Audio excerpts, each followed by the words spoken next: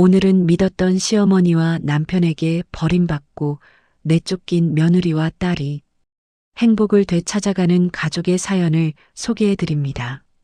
구독하고 좋아요는 공짜라 해. 아이고 함 눌러주이소 막. 그 구독이 뭐고? 의야노. 문이 아주 조용히 열리고 낯선 발소리가 들어와요. 처음엔 단골인가 싶은 그냥 그런 느낌이었어요.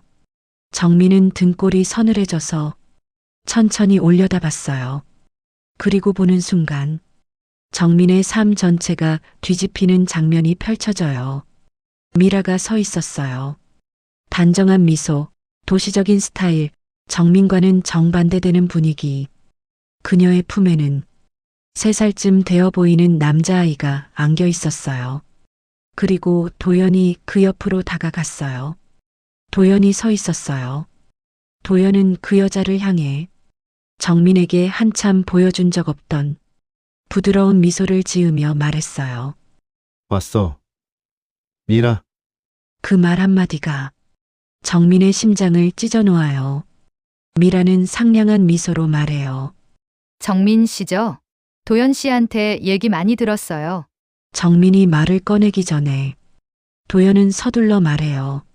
정민아. 미라가 앞으로 여기서 일할 거야. 주방도 같이 보고, 계산도 보고. 정민의 목소리가 떨려요. 같이? 그 순간 미라가 안고 있던 남자아이가 도연을 향해 손을 뻗어요. 아빠, 정민은 그 소리만 듣고도 다리가 풀려버려요. 도연은 정민을 보지도 않은 채 말해요. 정민아. 너도 이제 알 때가 됐어. 미라랑 오래 알고 지냈어. 그리고 이 아이는 정민은 손에 들고 있던 국자를 떨어뜨리며 말해요. 도연 씨, 당신 정말 이럴 수 있어요? 그러나 도연의 얼굴에는 죄책감이 없었어요. 그는 오히려 정민을 탓하기 시작해요. 너 10년 동안 이 일에만 전념했잖아. 네가 꾸미길 하니 나를 위해 노력을 했니? 그렇게 후줄근하게 여자로서 나한테 뭘 했니? 우리 어머니가 원하시는 아이라도 안겨드렸니? 정민은 외쳐요. 도연 씨, 우리 서진이가 있잖아요. 그러나 도연은 비웃듯 말해요. 서진이? 알지. 그런데 우리 집은 아들을 원했던 것도 알잖아. 정민은 무너져요. 당신 어떻게 그런 말을... 도연은 말해요. 근데 우리 미라를 봐봐. 단번에 이렇게 금쪽 같은 아들을 딱 낳아주는데. 도연은 정민의 마음을 완전히 짓밟는 말을 이어가요. 그래, 요즘 시대에 아들, 딸 중요하진 않겠지. 그런데 어머니는 달라. 난 그래도 기다렸고 애써왔고. 근데 결국 딸이 태어났고 나도 효도 좀 해봐야 하지 않겠니? 그간 내가 얼마나 어머니께 죄송했겠어? 정민은 믿을 수 없다는 듯 말해요. 당신이 인간이야? 그러나 도연은 정민의 절규도 받아들이지 않고 오히려 감정 호소를 하는 척 말해요. 그냥 내 마음 좀 이해해 주라. 난 그냥 효도를 하고 싶을 뿐이니까. 그 말은 정민의 가슴을 또 한 번 찢어요. 그리고 정민이 아픈 마음으로 말해요. 도연 씨 딸이 들었으면 얼마나 충격이 크겠어요. 당신 애 아빠 맞아요? 어떻게 그렇게 잔인한 말을 할 수 있는데요? 그러자 도연은 정민의 절규를 들은 척도 하지 않고 또 말해요. 정민아, 들어봐. 나도 참아왔어. 긴 시간을. 나도 계속 가슴 한켠이 먹먹하더라. 부정했던 거지. 사실은 아들을 갖고 싶었다고. 그간 내가 널 이해해주고 노력했다면 이젠 네 차례 아니니? 이런 내 소원을 미라가 날 이해해줬고 내려놓았던 꿈을 다시 일으켜주더라. 정민은 더는 말이 나오지 않고 숨이 멎는 것처럼 몸이 떨렸어요. 도연은 마지막 비수를 꽂는 말까지 이어가요. 그래서 미라는 내 소원을 들어줬고 이제는 미라에게 보답을 해야 하지 않겠어? 이제부터는 난 미라랑 같이 살 거야. 정민은 눈앞이 캄캄했어요. 정민은 주마등처럼 지난 날들이 지나갔어요. 아직 어둠이 채 가시지 않은 새벽 5시예요. 도시도 시장도 길고양이조차 조용히 숨을 고르고 있는 그 시각에 곰탕집 안에서는 이미 삶는 소리가 천천히 하지만 깊게 울리고 있었어요. 커다란 옛 주물손 4개가 동시에 끓고 찬장을 열면 오래된 향이 배어 있고 벽면에는 세월 때문에 약간 누렇게 바랜 메뉴판이 붙어 있어요. 그 시간 주방 안에서는 수님의 목소리가 들려요. 정민아, 뚜껑 열기 전에 김 먼저 빼라 했지? 수님의 목소리는 국물이 끓는 소리를 뚫고 들어올 만큼 날카롭고 익숙했어요. 정민은 허리를 펴지도 못한 채 긴 장갑을 끼고 큰 국자를 잡고 있었어요. 네, 어머니. 지금 열게요. 그런데 그 말투는 늘 그렇듯 공손하면서도 어딘가 모르게 긴장감이 스며 있었어요. 정민은 30년 동안 이 집에서 살았고 20년 동안 이 주방에서 일했어요. 하지만 수님에게 정민의 존재는 늘 미흡한 며느리였어요. 김 뺄 때 왜 손목을 그렇게 꺾어? 그 버릇을 안 고치니까 팔목이 맨날 아픈 거 아니야? 잔소리처럼 들릴 법한 말들이었지만 그 속엔 날선 감정이 숨어 있었어요. 늘 정민에게만 향하는 톤, 늘 정민에게만 가혹한 기준. 정민은 속으로 차라리 익숙하다 생각하면 편해 하고 애써 자신을 다독였지만 되려 마음은 더 무거워졌어요. 그때가 언제쯤이었을까? 아마 정민이 막 결혼한 지 1년쯤 된 겨울이었을 거예요.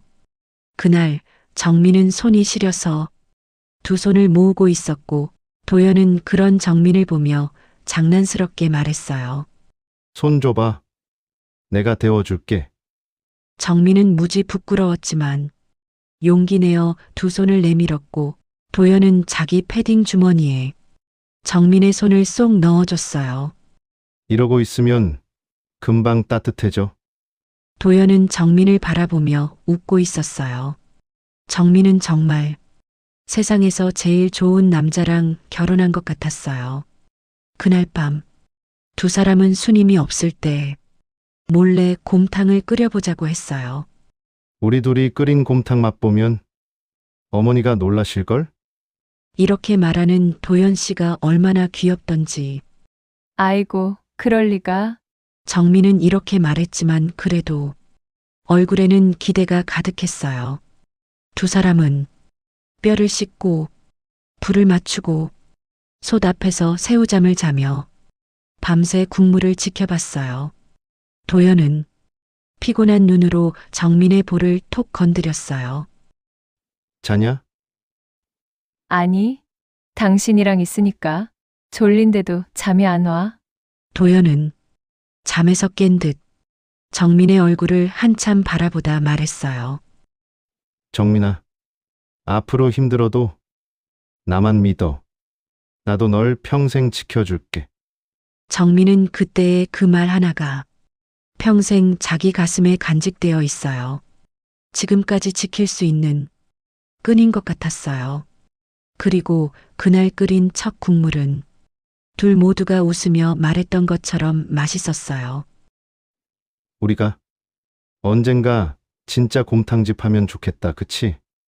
도연이 다정하게 정민에게 말을 걸어왔을 때 정민은 정말 눈이 촉촉해진 채로 고개를 끄덕였어요. 응, 당신이랑 같이면 난 뭐든 좋지? 그 시점에 정민이 오래된 추억을 떠올리고 있을 무렵 중학생이 된 서진이가 학교 준비를 마치고 주방 안으로 조심스럽게 들어와요.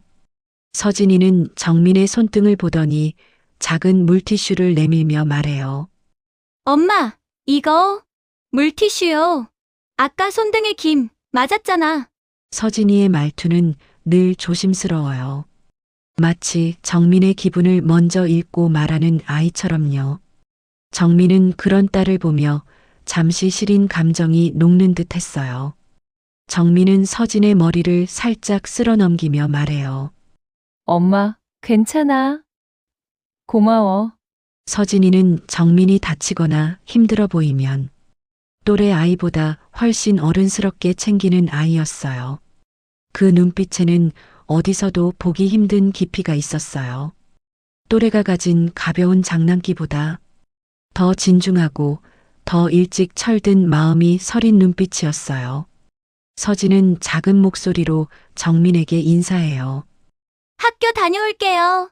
그리고 아주 조용히 문을 닫고 나가요. 정민은 그 뒷모습을 바라보며 마음속으로 또다시 다짐해요. 서진이 위해서라도 나는 이 집에서 무너지면 안 돼. 정민은 도연이 요즘 들어 이상하다고 생각은 해왔어요. 잦은 점심 약속, 잦은 외근, 도연은 말수도 줄었고 눈을 마주치지 않는 날이 늘었고 혼자서 휴대폰을 바라보는 시간도 늘어갔죠. 그리고 정민이 말을 걸 때면 도연은 날선 듯 짜증을 내기 시작했었어요. 그래도 정민은 식당이 바빠서 피곤하니 그런 거라고 이해해왔어요. 언젠가는 그때처럼 따뜻한 모습을 보여줄 거라고 믿었어요. 정민은 그렇게 믿고 싶었어요. 그리고 그 믿음이 끊어졌어요. 정민이 얼음이 된 채 서 있을 무렵 뒤쪽 뒷문 근처에서 조용히 상황을 듣고 있던 수님이 천천히 걸어 나와요. 정민이 고개를 들고 수님을 바라보자 수님은 냉정한 얼굴로 말해요. 됐냐? 이제 애미도 알았으니 자기 자리 찾아야지. 정민은 절망과 충격이 뒤섞인 목소리로 말해요. 어머니 어떻게 이럴 수가 있어요? 저 20년 동안 이 집 위에서 그러나 수님은 그 모든 세월을 단숨에 잘라버리듯 말해요. 20년이면 충분하지 않았냐? 남자는 대가 끊기면 안 돼. 도연이는 인자라도 낳아야 할 거 아냐? 그리고 수님은 미라를 향해 손짓하며 말해요. 미라는 이쁜 아들 낳아줬고 넌 딸 하나에 늘 답답하고 늘 무능하고 정민의 지난 세월을 한 문장으로 비웃듯 날려버렸어요. 정민은 칼을 내려놓으며 눈물로 번진 시야 속에서 말해요. 무슨 말씀이세요, 어머니? 그러자 수님은 더 잔혹하게 말해요. 넌 아들도 못 안겨줬잖니. 10년을 기다렸는데 결국 딸을 낳았잖아. 여자는 아들을 낳아야 대를 잇는 거지.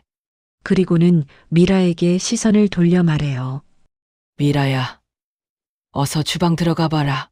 여기 일이 익숙해져야지. 미라는 그 말을 기다렸다는 듯 웃으며 말해요. 네. 어머니, 제가 뭐 하면 될까요?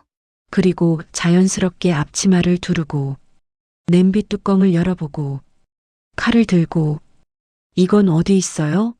하고 물으며 주방을 자기 영역처럼 점령하기 시작해요.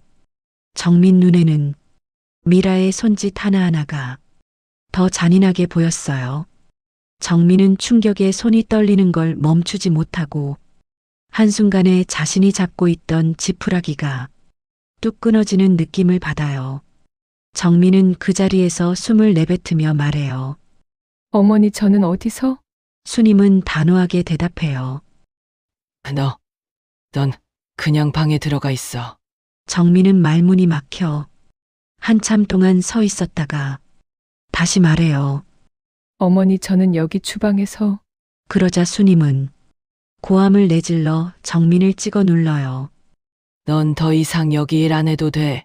미라가 훨씬 빠릿하고 계산도 빠르고 얼마나 친절한지 알아? 너처럼 굼뜨고 답답한 애보다 1000배는 낫다. 그 말은 정민의 가슴을 날 것 그대로 찔렀어요. 그리고 수님은 마지막 비수를 꽂아요. 이제부터 너는 이 일에서 빠져라. 미라 애나 봐라. 네 팔자의 아들 보는 게 기회나 있겠냐? 얼마나 영광인지 알고 잘 봐줘라. 정민은 도망치듯 뒷방으로 들어가 문을 닫아요. 문이 닫히는 순간 참아왔던 숨이 한꺼번에 쏟아져 나오고 정민은 손으로 입을 막고 소리 없이 울기 시작해요. 울음을 죽이며 떨고 있었어요. 머릿속엔 같은 말만 떠올랐어요. 내가 그동안 뭘 잘못했지? 왜 내가 내 식당에서 쫓겨나야 하지? 그런데 그때였어요. 문틈 사이로 수님이 따라 들어오는 기척이 들렸어요. 정민은 눈물을 대충 닦으며 고개를 들었어요. 수님은 정민을 내려다보며 단호하게 말했어요. 정민아, 미라는 너랑 달라. 빠릿하고, 눈치 빠르고, 머리도 돌아가고, 사람 상대도 자연스럽고, 너보다 훨씬 잘할 거다. 정민은 숨을 삼키듯 말했어요. 어머니, 하지만 수님은 정민의 반응 따위는 중요하지 않다는 듯 계속 말했어요. 앞으로는 그 애가 이 집의 주인이다. 너는 필요 없다. 그 말은 정민의 존재 자체를 부정하는 칼처럼 꽂혔어요. 문 밖에서는 미라의 상냥한 목소리가 들렸어요. 어머니, 이거 이렇게 하는 거 맞죠? 와, 주방 너무 재밌어요. 정민은 그 소리를 들으며 가슴이 무너져 내리는 걸 느꼈어요. 그리고 수님은 또 한 번 말해요. 너는 이제 저 애나 봐. 그게 내 팔자야. 네가 아들 본다고 생각해라. 너한테는 영광이지. 그 말은 세월이 지나도 잊히지 않을 정민의 한평생을 찌르는 상처가 되었어요. 그날 이후 정민은 집 안에서도 식당 안에서도 완전히 뒷방 며느리가 되었어요. 미라는 주방을 완전히 장악했고 수님은 그 옆에서 정민을 향한 험담을 계속 쏟아냈어요. 어머니는 미라에게 말하곤 했어요. 우리 며느리는 원래 저렇다. 답답하고 굼뜨고 아휴. 정민은 그 험담이 바로 옆방으로도 들리는 걸 알면서도 모른 척할 수밖에 없었어요. 미라는 상냥한 척 말해요. 어머니, 저는 뭐든 배울게요. 정민 씨는 아이 봐주면 되겠어요. 그게 더 맞는 것 같아요. 그 말은 정민을 더 깊숙이 뒷방으로 밀어넣는 말이었어요. 정민은 결국 3살짜리 남자아이를 데리고 작은 방에서 하루 종일 시간을 보내게 되었어요. 문틈으로 들려오는 건 미라와 도연의 웃음소리, 그리고 수님의 미라 칭찬, 정민을 깎아내리는 말뿐이었어요. 정민은 입을 틀어막고 울음을 참았어요. 문틈으로 들려오는 그 소리를 들을 때마다 정민의 머릿속엔 오래전 기억이 자꾸 떠올랐어요. 결혼 초 도연은 정민을 정말 사랑했어요. 그는 말하곤 했어요. 정민아, 너 없으면 안 돼? 너만 보면 숨이 편해져. 결혼 첫 해엔 둘이 함께 새벽장을 보러 갔고 두 사람이 나란히 설거지를 했고 서진을 가지기 전까지 둘은 자주 웃었어요. 정민이 마흔에 힘들게 서진을 가졌을 때도 도연은 누구보다 기뻐하며 정민을 안아줬었어요. 하지만 딸이 태어난 날 정민은 도연의 얼굴에서 희미한 실망을 보았어요. 그 작은 표정이 이 긴 균열의 시작이었는지도 몰라요. 그래도 정민은 이 삶을 지켜야 한다고 생각했어요. 딸 서진, 그리고 서진의 아빠인 도연을 위해 자신이 무너지면 안 된다고. 그래서 정민은 어떤 모욕도 참으며 버텼던 거예요. 한편 어느 정도 시간이 지나자 정민을 향한 수님의 태도가 조금씩 묘하게 흔들리기 시작했어요. 미라를 새 며느리처럼 감싸고 칭찬하고 떠받들던 수님이었지만 며칠, 몇 주, 몇 달이 지나자 미라의 모든 행동이 눈에 거슬리기 시작했어요. 수님은 혼잣말로 말하곤 했어요. 저녀는 팔을 왜 저렇게 썰지? 저러면 향이 죽지. 어째 재료는 자꾸 사라지냐? 뼈를 어디다 빼먹는 거야? 곰탕이 뭔지도 모르고 앉았네. 수님의 눈빛에는 서서히 의심이 자라고 있었어요. 그리고 어느 날 수님은 미라와 도연의 대화를 모두 듣게 되었어요. 미라는 말하고 있었어요. 정민 씨요? 그 사람은 곧 나가요, 오빠. 어머니가 저렇게 싫어하는데 언제까지 붙어 있겠어요? 도연은 잠시 망설이다가 말했어요. 그래. 어머니, 재산 우리가 먼저 챙기자. 수님은 숨이 멈추는 듯 했어요. 평생 욕심 없던 아들이었는데 그런 말을 하고 있다니 믿기지 않았어요. 하지만 미라는 계속 말했어요. 건물 2채, 예금 그리고 이 곰탕집까지. 오빠는 아들이 있고 나는 오빠 도와줄 수 있고. 솔직히 말하면 어머니는 이제 한물 같죠? 그리고 결정적인 말도 했어요. 그러니까 오빠, 우리 이 집을 아예 우리 걸로 만들자고요. 둘의 웃음이 이어졌어요. 수님은 머리가 하얘지고 심장이 문드러지는 느낌이었어요. 수님은 도연과 미라의 대화를 들은 뒤 아무 말도 하지 못한 채 식당 불을 혼자 끄고 주방에 가만히 서 있었어요. 평생 욕심 없던 아들이었어요. 그런데 아들이 어머니, 재산 먼저 챙기자. 그 말을 하는 걸 듣고 수님은 충격이 너무 커 숨이 턱 막히는 느낌이었어요. 수님은 칼과 도마를 하나씩 정리하며 마치 평소처럼 행동하려 애썼지만 손목이 떨리고 있었어요. 손목이 쑤셔서 벽에 잠시 기대어 앉았을 때였어요. 불 꺼진 주방은 평소보다 훨씬 낯설고 이상하게 비어있는 느낌이었어요. 수님은 숨을 길게 내쉬며 중얼거렸어요. 정민이, 그년, 대체 뭐가 그렇게 답답한지. 그러나 그때 싱크대 위에 놓인 작은 종이를 보게 되었어요. 정민이 적어둔 메모였어요. 어머니, 오늘 국물이 조금 탔어요. 죄송해요. 더 잘할게요. 수님은 그 메모를 들었다가 다시 내려놓았어요. 그리고 중얼거렸어요. 참말은 곱게 하는 애긴 한데.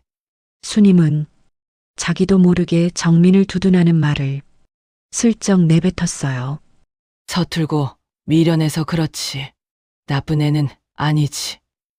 그러나 그 말을 한 뒤 스스로를 다잡듯 고개를 저었어요. 뭐래. 내가 그래도 딸처럼 살갑게 군 적도 없고. 그리고 아주 낮게 혼잣말처럼 말했어요. 그래도 그동안 살면서 누가 내 옆에서 말없이 일해준 사람이나 있었나. 정민이는 참 묘한 애지. 하지만 이내 자존심이 올라왔어요. 수님은 입술을 굳게 깨물며 말했어요. 그래도 아들은 아들이지. 나는 아들 편 들어야지.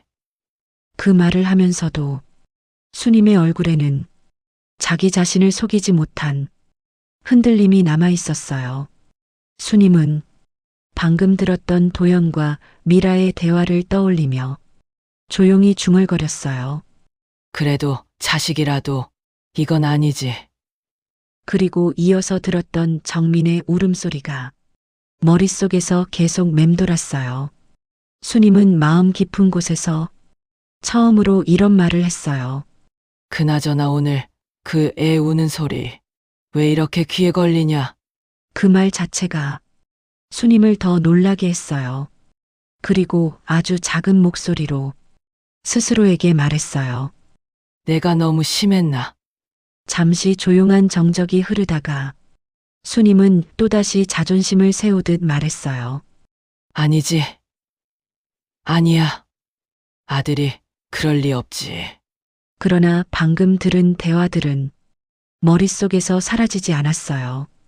수님은 두 손을 무릎 위에 올려놓은 채 한참 동안 움직이지 않고 있었어요. 그러다 조용히 말했어요. 그래도 정민이 그 애는 한 번도 이런 적이 없는데. 그리고 마지막으로 스스로를 정리하듯 말했어요. 미련한 애 같으니 그래도 고마운 구석이 참. 그러나 마지막 결론은 다시 자존심이었어요. 그래도 난 아들 편이어야지. 하지만 그 말은 이미 흔들리고 있었어요. 그 무렵 정민은 수님의 표정이 이상하게 변해 있다는 걸 느끼기 시작했어요. 며칠 동안 수님의 표정은 굳어 있는 듯 했고, 밥을 먹을 때도, 가게 문을 열 때도, 심지어 가스레인지에 불을 켤 때조차 손이 아주 미세하게 떨리고 있었어요. 정민은 그런 수님의 모습을 처음 봤어요. 정민이 조심스럽게 물었어요. 어머니, 어디 아프세요? 그러자 수님은 고개를 획 돌리며 말했어요. 내가 왜 아파? 내가 약해서 이런다 생각하냐? 나 아직 죽을 일 없어. 하지만 수님의 눈동자는 확실히 무언가를 두려워하고 있었어요. 그 두려움이 뭔지 정민은 당시에는 알지 못했어요. 며칠 뒤 정민은 우연히 주방 문틈 사이로 미라가 혼잣말하는 걸 듣게 되었어요. 아, 진짜? 뭐 이렇게 오래 끓여야 돼? 세상에 이런 비효율적인 방식이 어디 있어. 어휴, 어머니는 왜 이렇게 고집이 세신 건지. 정민은 그렇게 해야만 하는 이유를 알리고 싶었어요. 그건 미라 씨. 국물은 천천히 끓여야. 그러자 미라는 정민을 쳐다보지도 않은 채 말했어요. 정민 씨, 잘난 척 아는 척 좀 그만하세요. 그 말투는 정민이 주방의 방해물이라도 된 듯한 태도였어요. 정민은 그때서야 수님이 초창기에 미라에게 홀렸다가 시간이 지나면서 표정이 굳었던 이유를 조금 이해하기 시작했어요. 며칠이 지나자 손님들의 말이 하나둘 들리기 시작했어요. 오늘 국물 뭔가 옛날 맛이 아니네. 파향이 좀 약해졌는데 왜 이렇게 밍밍하지? 조용하지만 확실한 말들이 가게 안을 오갔어요. 수님은 그 말들을 일부러 못 들은 척했지만 집에 돌아오면 손톱을 깊게 깨물고 있었어요. 정민은 그 모습을 지켜보며 수님의 마음을 조금 알 것 같았어요. 수님은 평생 지켜온 곰탕집의 맛이 천천히 무너지고 있다는 걸 어쩌면 누구보다 잘 알고 있었어요. 하지만 그걸 인정하기엔 너무 많은 감정이 걸려 있었어요. 자존심, 아들에 대한 집착, 미라에게 속았다는 부끄러움, 그리고 정민에게 했던 수많은 말들. 어느 날 수님이 주방에서 중심을 잃고 쓰러졌어요. 정민은 소리를 질렀어요. 어머니, 정민이 얼른 달려가 부축했는데 수님의 얼굴은 평소보다 너무 창백했어요. 수님은 힘이 없는 손으로 정민을 밀치며 말했어요. 괜찮아. 잠깐 어지러운 거야. 하지만 그녀의 손에는 정말 힘이 없었어요. 도영과 미라는 그 상황을 보고도 별 반응이 없었어요. 어머니, 또 저래. 날씨 탓이지 뭐. 맞아요. 기력이 좀 달리나 보다. 정민은 믿기지가 않았어요. 한 집안의 기둥이 쓰러졌는데 그렇게 가볍게 넘길 수 있다는 게. 그날 밤 수님은 혼자 거실에서 서진의 사진을 오래도록 들여다보고 있었어요. 그녀의 손은 사진을 쥔 채 심하게 떨렸어요. 그러다 갑자기 손등을 떨듯 쓸어내리며 조용히 중얼거렸어요. 서진이, 내가 왜 그 어린 걸 그렇게 몰아붙였을까? 수님은 그 말을 꺼내는 순간 스스로도 놀란 듯 입술을 한번 깨물었어요. 그녀는 머릿속에 떠오르는 장면을 흔들리는 숨으로 지켜보듯 바라봤어요. 어렸던 서진이 주방 한 구석에서 숙제를 하다 연필을 떨어뜨렸던 날, 수님은 그 작은 소리를 듣고도 불호령처럼 말했었어요. 야, 시끄럽게 좀 굴지 마. 네 엄마 일하는데 방해되는 건 안 보여? 서진은 그 소리에 놀라 작은 어깨를 움츠렸고 떨리는 손으로 연필을 주었었어요. 그때 정민이 서진을 살짝 감싸듯 말렸지만 수님은 정민에게도 화를 냈었어요. 정민아, 애를 왜 저렇게 키우냐? 기운도 없고 맨날 눈치만 보고 아들 키울 것처럼 강단 좀 줘야지. 그때의 표정이 고스란히 떠오른 듯 수님의 눈가가 흔들렸어요. 그녀는 손등으로 눈을 한번 훔치고 작게 말했어요. 그 어린 게 무슨 죄가 있다고. 내가 왜 그랬지. 딸이라고, 여자라고, 괜히 시답지 않게 굴까봐. 내가 미쳤었나. 그녀의 목소리는 갈라지면서도 스스로를 꾸짖는 톤이었어요. 그리고 더 깊은 장면이 떠올랐어요. 어떤 겨울날 서진이 감기에 걸려 이불 속에서 콜록거리며 쉬고 있었던 날, 정민은 서진이 이마에 손을 얹어 식은땀을 닦아주고 있었는데 수님은 그 모습을 보고도 거칠게 말했었어요. 애가 기운 없어 보인다고. 오냐오냐 키우지 마. 어린 것들은 알아서 크는 거야.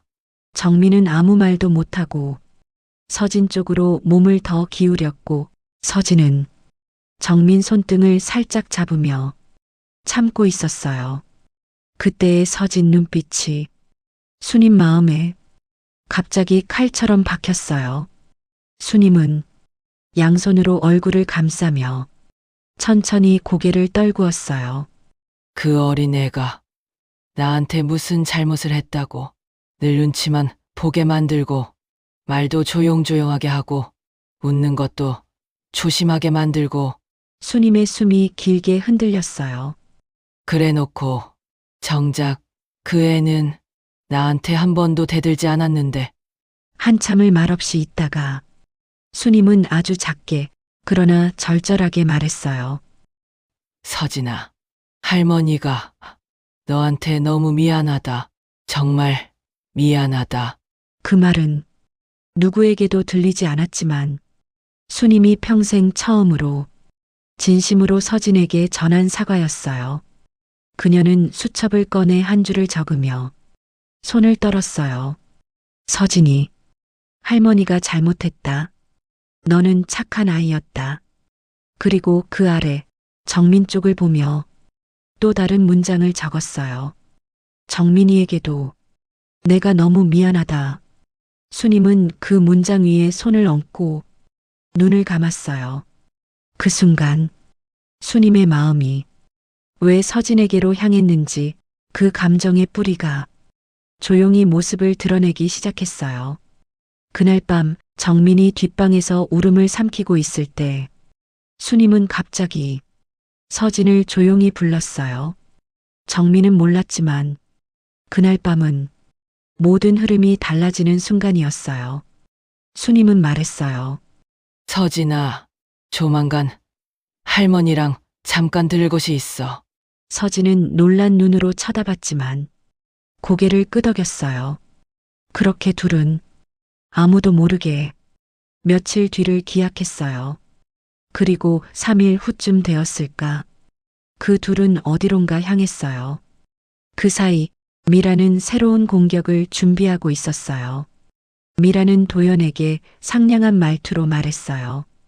도현 오빠, 저 애 유학 보내는 거 어때요? 요즘은 유학을 가야 알아주잖아요.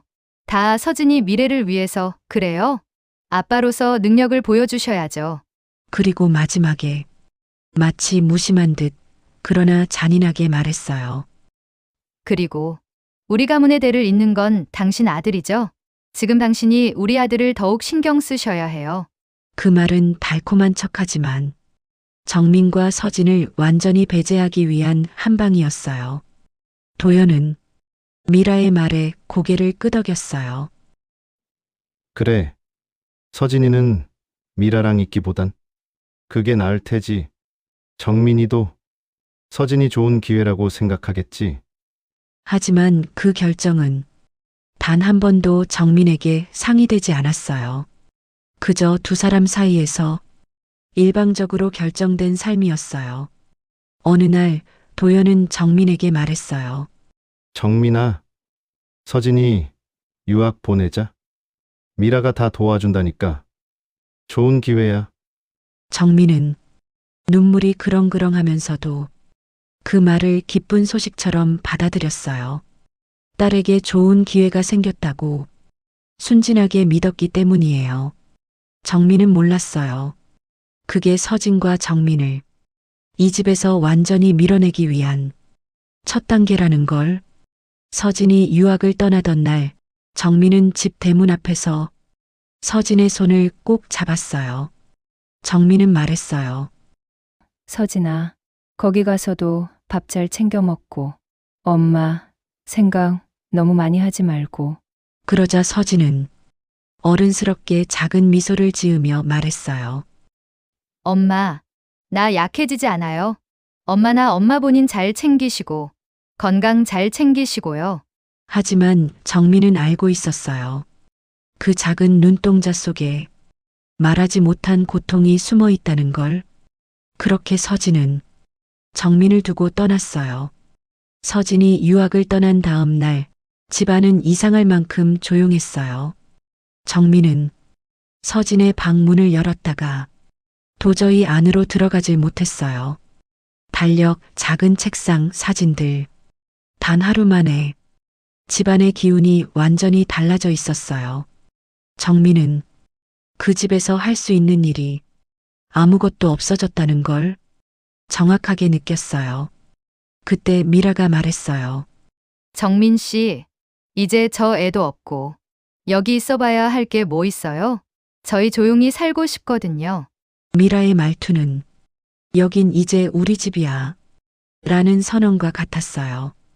도연은 팔짱을 낀 채 침착하게 말했어요. 정민아, 너도 이제 좀 쉬어. 너 하고 싶은 거 해. 그 말의 쉬어는 나가라는 뜻이었어요.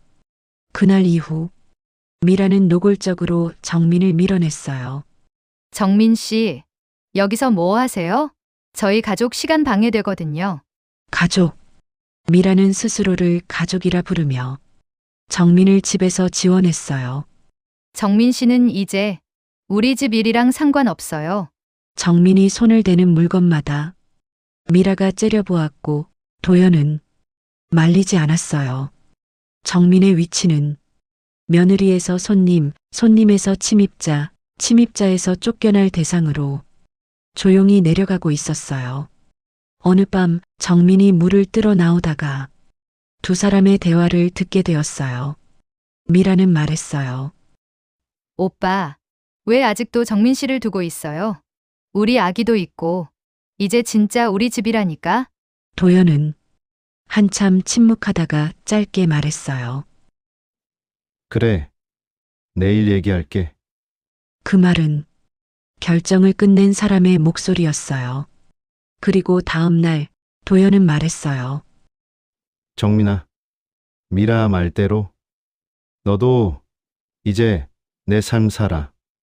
미라는 입술을 아주 작게 올려 웃었어요. 정민 씨, 이제 나가주세요. 서진이도 없는데 여기서 사시는 거 좀 그림이 이상하지 않아요? 그리고 이어서 더 잔인한 말을 덧붙였어요. 여기서 사시는 거 부담 안 되세요? 정민 씨, 이제 그만 정리해야죠. 사실 정민 씨, 그냥 나가라고 할 수도 있지만 제가 좀 마음이 약하잖아요. 방 하나 장만해 드릴 테니 거기서 지내시면서 뭐 식당 일 잘하시니 그런 일 찾아서 사시면 될 것 같네요. 지금 마지막으로 요구하는 거예요. 자꾸 버티시면 이것도 생각이 바뀔 수 있어요. 정민은 충격을 숨기지 못했어요. 그때 도연은 아무 말도 하지 않았어요. 미라가 시키는 대로 순순히 따르는 모양이었어요. 정민은 두 사람을 바라보며 말했어요. 아니요. 집은 제가 알아서 구해볼게요. 차라리 돈으로 주세요. 그냥 제 이름으로 어머님이 통장을 만들어 주신 거 예전에 들었어요. 그것만 제가 갖고 가게 해주세요. 그리고 저기 낡은 트럭 한 대만 주세요. 그러면 그걸로 어떻게든 살아볼게요. 그 트럭은 정민과 도연이 예전에 장사를 해보겠다며 샀던 오래된 푸드트럭이었어요. 장사가 잘 풀리지 않아 처음 곰탕집을 도왔고 그 곰탕집이 지금처럼 커졌어요. 그 뒤로 트럭은 한쪽 구석에 계속 방치되어 있었어요. 그때는 도연과 정민은 깊은 꿈을 꾸었던 추억의 트럭이었는데 구석에 방치되어 있는 모습이 마치 자신과 같다고 정민은 생각했어요. 도연은 그 말을 듣고 잠시 정민을 바라보며 말했어요. 그것 갖고 살 수 있겠어? 하지만 미라는 도연의 말을 재빨리 끊었어요. 네, 알겠어요. 당장 내일 나가주실 수 있는 거죠? 정민은 울음을 삼키며 고개를 끄덕였어요. 그렇게 정민은 비 오는 날 오래된 트럭 한 대와 통장 몇 푼으로 이 집에서 쫓겨났어요. 정민은 그날 결국 집을 나왔어요. 손에 든 짐은 많지 않았지만 그 안에는 20년 동안의 삶이 무겁게 담겨 있었어요. 정민이 얻은 곳은 도심 외곽의 작은 오피스텔 원룸이었어요. 월세는 싸지만 건물 자체는 나름 깔끔했어요. 신발을 벗고 들어선 첫 순간 정민은 잠시 걸음을 멈췄어요. 방은 깨끗했지만 생활감이 전혀 없는 공간이었어요. 하얀 벽과 작은 침대, 옆에 놓인 협탁 하나와 작은 책상, 그 위엔 누가 전에 쓰다 둔 듯한 낡은 스탠드 하나. 어디 하나 지저분한 곳은 없었지만 정민은 그 깔끔함 때문에 더 외로워지는 기분이 들었어요. 어떤 사람의 흔적도 어떤 삶의 기운도 없는 곳. 정민은 천천히 가방을 내려놓고 방을 한 바퀴 둘러봤어요. 딱히 정리를 할 것도 없었어요. 짐이 거의 없었기 때문이었어요. 창문을 열자 저녁 바람이 들어왔고 멀리서 차들이 지나가는 소리만 희미하게 들렸어요. 원룸 특유의 얇은 벽 너머에서는 이웃이 컵을 놓는 소리, TV 볼륨 같은 작은 생활음이 조금씩 스며왔어요. 정민은 창가 옆에 멈춰 서 있었어요. 이곳은 조용했고 안전했고 혼자 지내기엔 충분했어요. 하지만 너무 조용했어요. 마치 정민의 삶이 하루아침에 소리 없이 끊어진 것처럼. 정민은 천천히 침대 모서리에 앉았어요. 이 집에서는 처음으로 자신만의 시간이 생겼는데 그 시간이 이렇게 무겁게 느껴질 줄은 몰랐어요. 불을 켜도 방 안은 따뜻해지지 않았고 정민은 이불을 가슴까지 덮고 몸을 웅크렸어요. 머릿속에는 서진이 공항에서 떠나던 모습, 어머니가 쓰러졌던 순간, 도연과 미라가 자신을 바라보던 냉담한 눈빛, 그 모든 장면이 파도처럼 밀려들었어요. 이불 속에서 숨을 고르며 정민은 조용히 눈을 감았어요.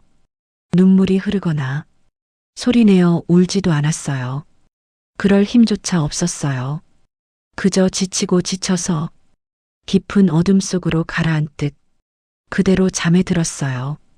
방 안은 정민의 규칙적인 숨소리만 가득했고 그 숨은 텅 빈 오피스텔의 차가운 공기 속에서 아주 작게 그러나 꺼지지 않고 조심스레 이어지고 있었어요. 정민은 솥과 냄비를 샀어요.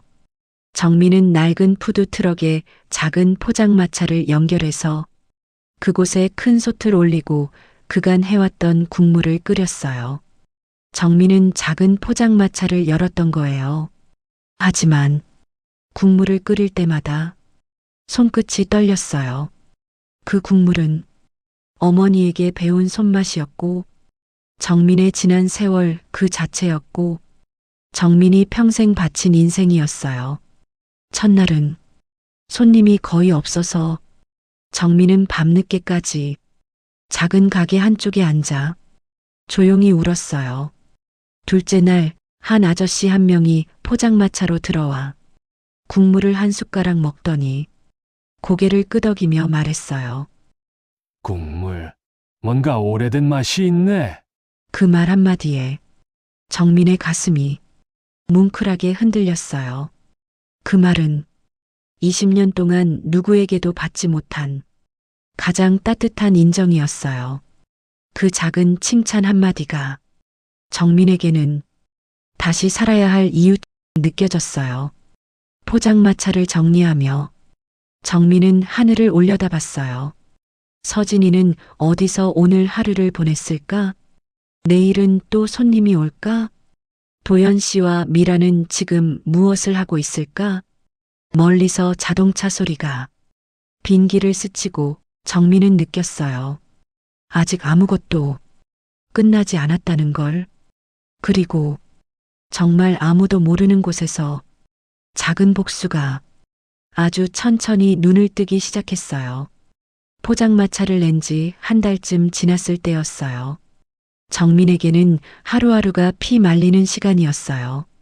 비가 오면 손님 한 명도 없고 바람이 불면 천막이 들썩여 날아갈 듯 했고 가끔은 젊은 사람들이 지나가다가 요즘 누가 포장마차에서 국물 먹냐?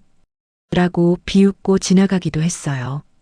정민은 그런 말을 들으면서도 육수를 계속 끓였어요. 왜냐하면 정민에게는 이미 들어갈 집도 기댈 사람도 돌아갈 자리가 없었으니까요. 그런데도 포장마차 문을 닫을 때마다 솥 아래에 남아있는 국물 냄새는 마치 다시 해보자 라고 말해주는 것만 같았어요. 한 달 동안 단골은 5명이 되었고 그중 2명은 매일 밤 찾아오는 사람들로 바뀌었어요. 어느 날 단골이 말했어요. 사장님, 왜 이렇게 맛있는데 소문이 안 났을까요? 그 말을 들을 때마다 정민은 겨우 웃으면서 말했어요. 소문나면 더 바빠지겠죠. 하지만 마음 한편에서는 나는 잘할 수 있어, 나는 할 수 있어 라고 매일 스스로에게 주문을 걸며 버티고 있었어요. 어느 비 오는 날 밤 수님은 거실에서 혼자 수첩을 펴놓고 무언가를 쓰고 있었어요. 그 수첩은 수님이 평생 장사를 하면서 레시피를 기록하고 손님들의 특성을 적고 가끔은 직원들 뒷담화까지 적어두던 그야말로 그녀의 인생책 같은 수첩이었어요. 그런데 그날 그녀는 처음으로 사람에 대한 기록을 쓰고 있었어요. 미라, 2년 나쁜 년이다. 곰탕집을 망칠 년이다. 내가 잘못했다. 정민이 착한 며느리. 내가 너무 미안하다. 글씨는 떨려서 삐뚤삐뚤했고 먹먹한 감정이 그대로 배어 있었어요. 그리고 마지막 줄에 이렇게 적혀 있었어요. 곰탕집은 정민이 것이다. 내가 그 며느리에게 너무 빚이 많다. 하지만 그녀는 그 글을 아무에게도 보여주지 않았어요. 죽기 전 유일하게 서진에게만 진실을 맡긴 이유가 그날의 수첩과 연결돼 있었던 거예요. 며칠 뒤 수님은 다시 쓰러졌어요. 이번에는 주방이 아니라 가게 앞을 청소하다가 갑자기였어요. 도연은 병원에서 의사의 이야기를 들으면서도 표정 하나 변하지 않았어요. 의사가 말했어요. 탈수, 만성피로, 스트레스, 이런 게 한꺼번에 와서 그래요. 연세가 있으니 관리하셔야 합니다. 그러자 도연은 아주 짧게 대답했어요. 네, 그 한마디 수님의 인생 70년보다 가벼운 말투였어요. 미라는 병실 의자에 앉아서 손톱을 깎고 있었어요. 정민은 그 소식을 듣고도 병실에 들어갈 수 없었어요. 정민은 그 집에서 쫓겨난 사람이니까요. 하지만 나중에 병원 복도 끝에서 수님이 정민의 이름을 작게 중얼거렸다는 얘기를 들었어요. 정민이는 어디 갔나? 그 말은 미라가 듣지 못한 수님의 진짜 진심이었어요. 정민은 문 앞에서 오래 서 있었어요. 노크를 하려는데 손이 떨렸어요. 그때 안에서 미라의 목소리가 들렸어요. 병실 문 앞에서 미라의 목소리가 먼저 들렸어요. 어머님, 죽을 뻔 하셨다면서도 또 고집부리네. 수님은 숨이 가쁜 목소리로 힘겹게 말했어요. 내가 누군데 너 같은 년한테. 정민은 순간 문을 닫고 돌아서려다가 조용히 심호흡을 했어요. 그리고 포기하지 않고 손잡이를 천천히 눌렀어요. 미라가 놀란 얼굴로 돌아봤어요. 정민 씨가 여기엔 왜? 정민은 미라의 말을 끊었어요. 한 번도 그렇지 않았던 자기 목소리로 저는 어머님 안부 인사드리러 왔어요. 며느리로서요. 미라는 입술을 깨물었어요. 말을 잇지 못한 채 뒤로 물러났어요. 정민은 수님의 침대 옆으로 조용히 걸어갔어요. 수님의 얼굴은 며칠 사이에 믿기지 않을 만큼 야위어 있었어요. 정민은 조심스레 작은 목소리로 말했어요. 어머니, 많이 놀라셨죠? 얼른 회복하셔야 해요. 수님은 미약한 눈빛으로 정민을 바라봤어요. 사람이 가진 마지막 남은 힘을 눈으로만 말하는 것처럼 입술이 조금 떨렸어요. 정민아, 그 한마디 후 수님은 아무 말도 잇지 못했어요.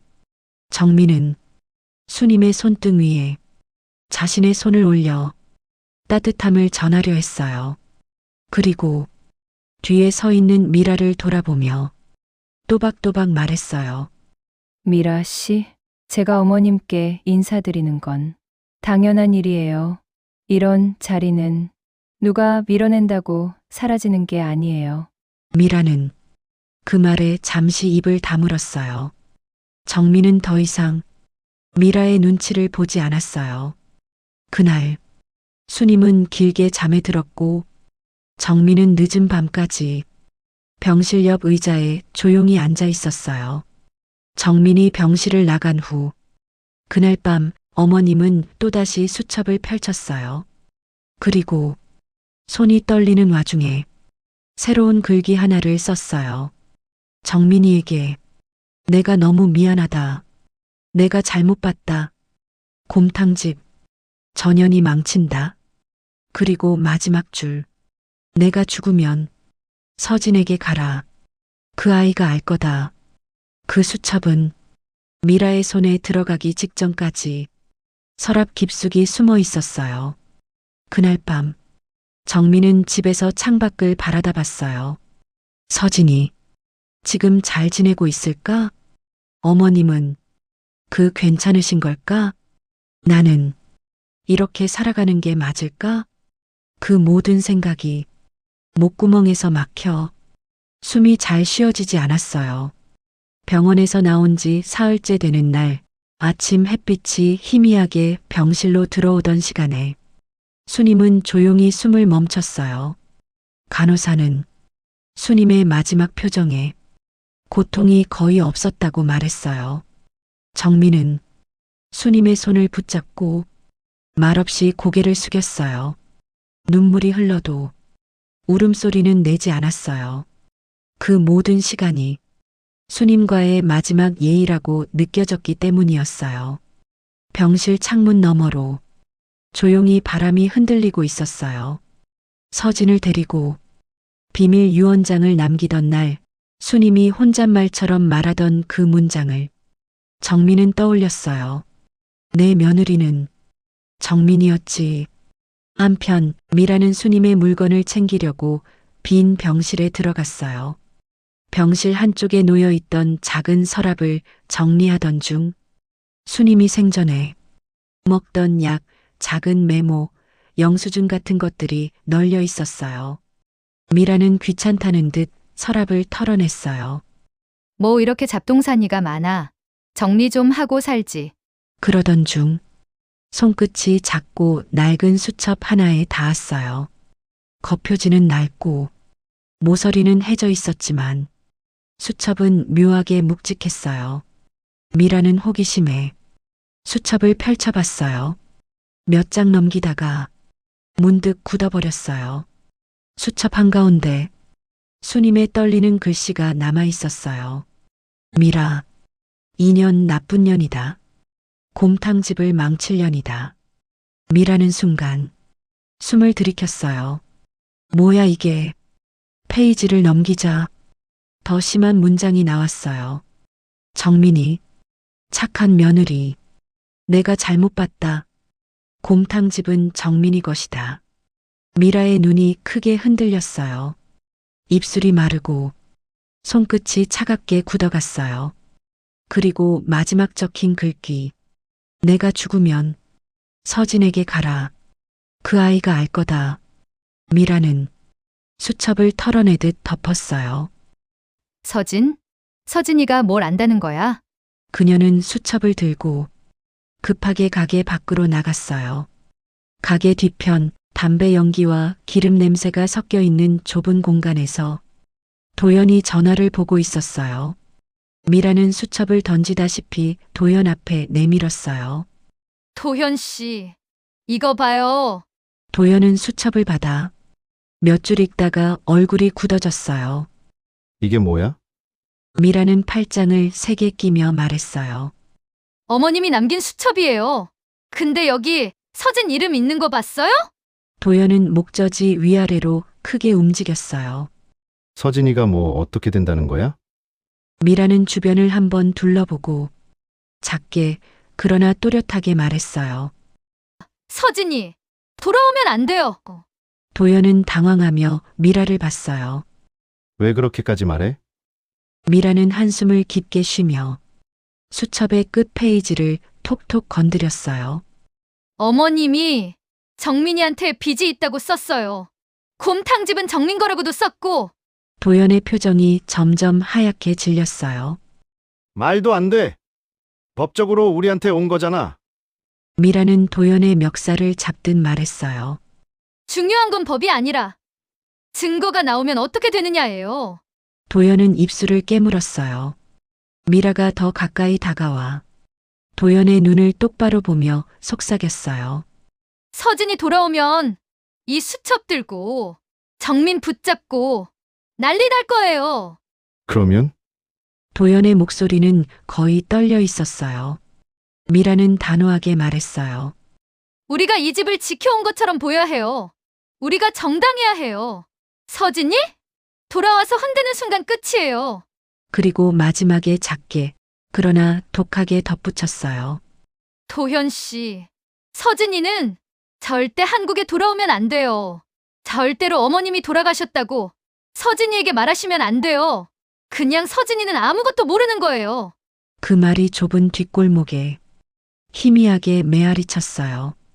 기름 냄새와 습한 바람 사이로 그 말만 또렷하게 떠올라 있었어요. 도연은 아무 말도 하지 못했어요. 하지만 미라의 표정은 이미 결정을 내린 사람의 얼굴이었어요. 누가 뭐라 해도 무엇이 밝혀져도 어떤 진실이 있어도 막아야 한다. 그런 눈빛이었어요. 두 사람 사이에 길고 무거운 침묵이 흘렀어요. 다음 내용이 궁금하시다면 구독과 좋아요 눌러주세요. 2부는 12월 16일 올라올 예정이에요.